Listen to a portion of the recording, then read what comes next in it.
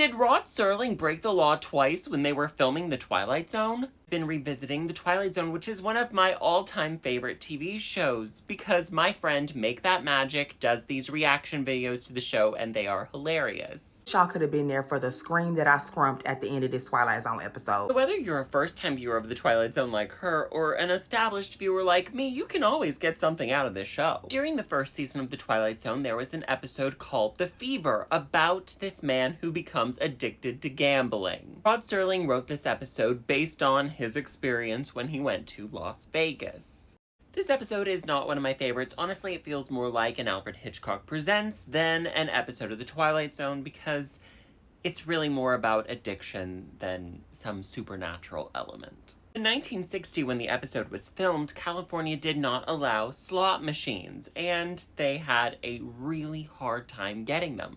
They called up every prop house in Los Angeles, and none of them had any. To Las Vegas to film the episode on location was going to be way too expensive, so they were about to scrap the episode when Rod Serling got the idea to call the police department to see if they had any confiscated slot machines. If you watch the episode, the casino is the most pathetic thing you have ever seen. There are like 4 slot machines, and apparently only one of them was operational. The LAPD agreed to let them borrow the machines, but they insisted there be 24-hour police security on them to make sure nobody stole them. One of the non-operational machines that was identical to the operational one, they made many changes to it for the climactic scene at the end of the episode. Now, I suspect the LAPD let them keep that one, and here's why. Flash forward to season 2 in the episode The Prime Mover, which stars Buddy Ebsen, aka Jed Clampett from the Beverly Hillbillies. Now, this is, in my opinion, not a good episode either. It's very obvious they're trying to fill out the runtime, and it has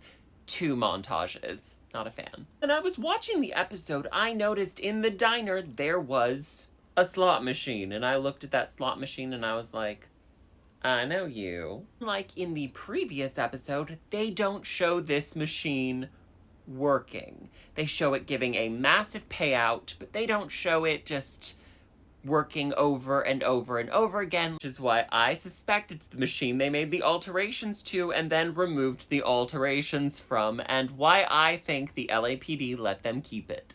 When I was searching for videos and photos to use in this video, I found Rick Nigid on YouTube. He talked about both times the slot machine was used in The Twilight Zone. I was already working on this before I found those videos, so I do just want to give a shout out to him.